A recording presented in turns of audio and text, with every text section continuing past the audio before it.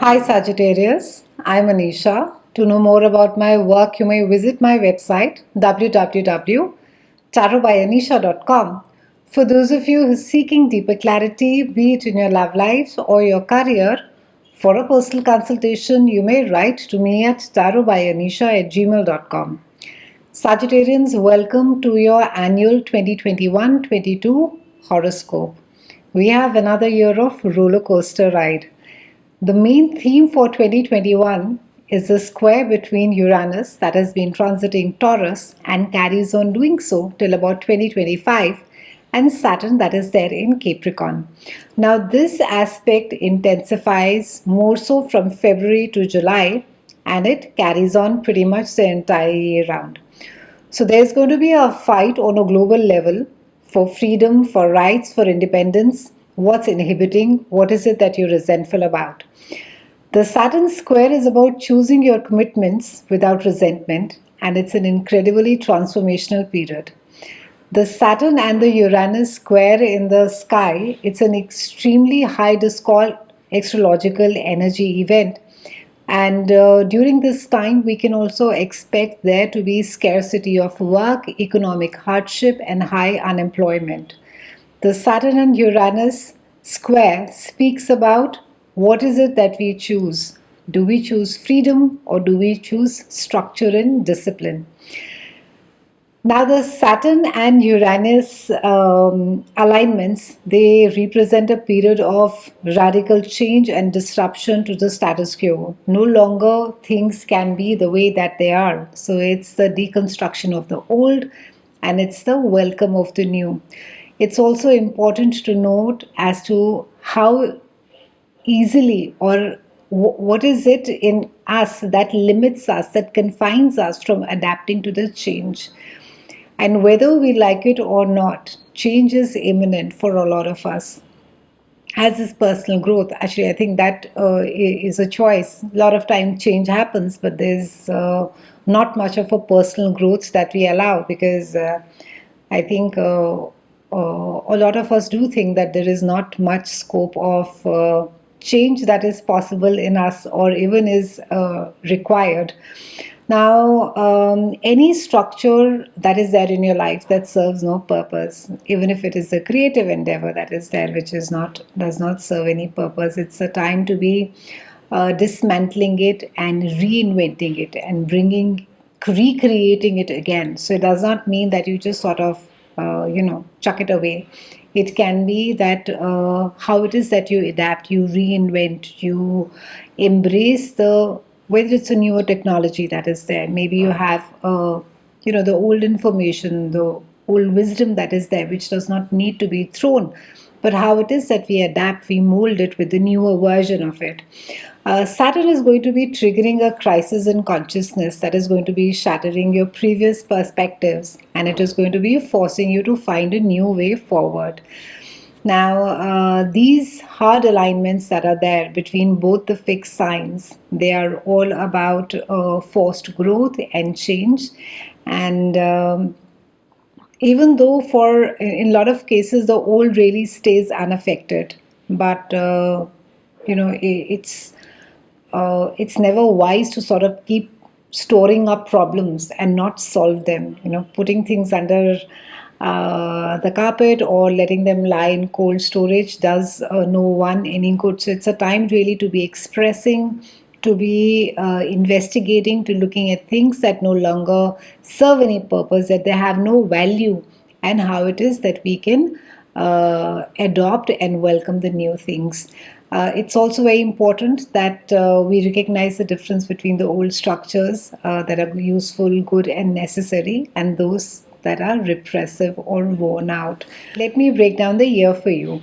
On 7th of January, we have Mars that is moving from your house of day-to-day chores. This is also the house of your health, and it's joining Uranus that is there in your house of relationships. This is also the house of your marriage, and it stays there till about first week of March.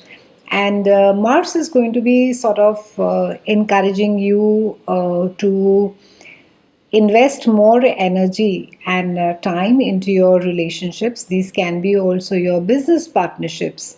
Maybe there is something that needs to be implemented now. Maybe the planning has been being done for the last X number of months, and now is the time to be sort of implementing the ideas that you've been thinking about.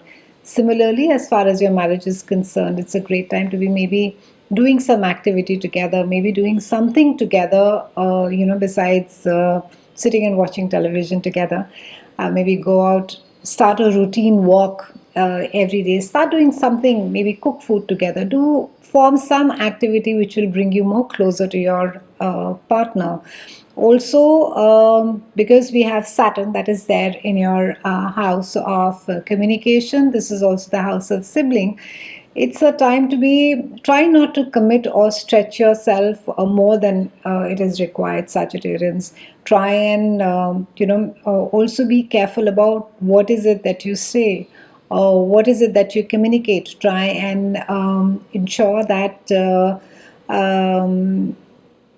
you are as transparent as possible, hence the lesser the chances of being misunderstood. Also go extremely slow on your commitments. On May the 15th, we have Jupiter that is moving into your house of home, and it stays there till July. It's joining Neptune. So this is the time that you'll find houses like your home is really a very busy place. You may have guests, maybe some renovations, maybe something is being, you're moving out, or your parents are moving in, or maybe your parents are of a concern, something to do with your mother's health. It could just be a time where you could be really focused on your home. It is also a time where you could be spending a lot of time with your children, or you could be just renovating the place. On the 28th, we have Jupiter that moves back into the house of communication, and this is a time that you'll find that there is some amount of travel that is there as far as your work is concerned. Some of you could be learning a new language. Some of you could be undertaking some amount of travel so that you can learn something new. A few of you could be quite heavily invested in your community, in the place where you stay. And for some of you, it could be that it's a time to be connecting with your sibling. It's a time to be, getting together, having that bond. And it could just be a time to seeking a second opinion, maybe from your sibling, maybe from the person who knows you best as far as the family matter is concerned. On May 29th, we have a lunar eclipse that is there in your own house, Sagittarian. So, full moons over here, lunar eclipses are extremely emotional. So, it could be you could be accepting certain things about yourself. Maybe there's a realization of knowing what your limitations are. For some of you, you could also be reinventing yourself, how it is that the world perceives you, how it is that you want the world to see you. So there could be either a wardrobe makeover, or there could be the way that you perceive and you see things. There could be a transformation there as well. On June the 10th, we have a solar eclipse that is there in your house of relationships and marriage and partnerships. So it could be that either there is a new collaboration, maybe you're starting a new venture with a close business partner. In certain cases, you could be welcoming a baby home. It's also a time where it often indicates that you adopt a pet during this time. So it's a time of new beginnings. It's a time of new perspectives, adopting newer things, welcoming new things. And also because this has to do with your relationships, it has to do with your business partnerships. It can be that during this time you identify a partner that really fits into the bill with you. On November 19th, we have a lunar eclipse that is there in your house of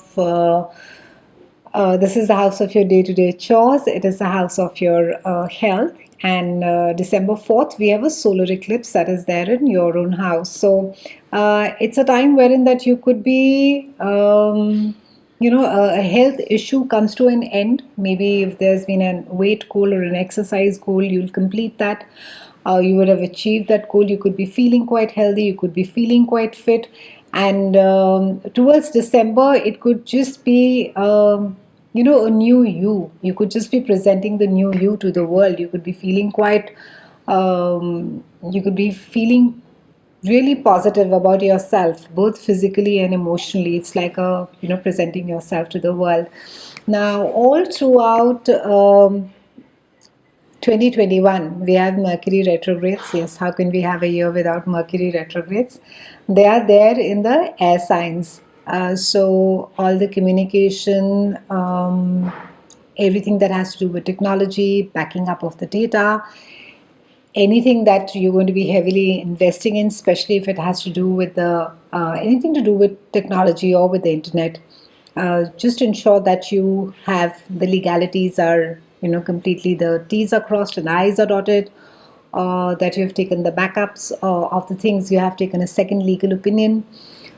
For you Sagittarians, the entire focus is on relationships, as to how transformational the relationships are going to be. And also for you, it's very critical, because there's a very fine line in being honest and being rude. So you will have to walk that line. I mean, for I think for a lot of us, we think that we are saving the other person or by telling them the truth, but we need to be keeping in mind whether the other person is capable of handling the truth or not. So maybe sweetening the bitter pill is not such a bad idea.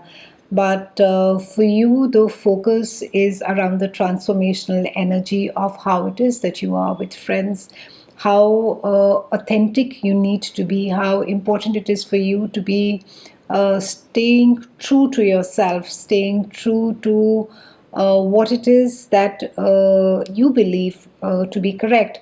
And also because we have the Saturn and the Uranus conjunct, it's extremely important to recognize that maybe all that we hear is not true. Maybe the prejudices, uh, the misconceptions, the images that we have about people, or about preconceived notions that we have about things, are maybe things that we've absorbed from other people's conversations, or even from our parents. They are things that we inherit. It's not that we have personally experienced them. So dismantling of all of those, and of course being brave enough to be doing so. I mean, there's a lazy option in saying that who cares, I can't be bothered. But the Uranian energy is the disruptive energy, and the Saturnian energy is the lessons. They could be otherwise some very tough lessons to learn, should we not be willing to change. So remind yourself every time that you hear something, or that you have a certain preconceived notion or a belief system about something, do remember to check the facts, and then sort of form a response around it. It's been a pleasure speaking with you, Sagittarians. I'll see you again soon, and thank you so much for watching.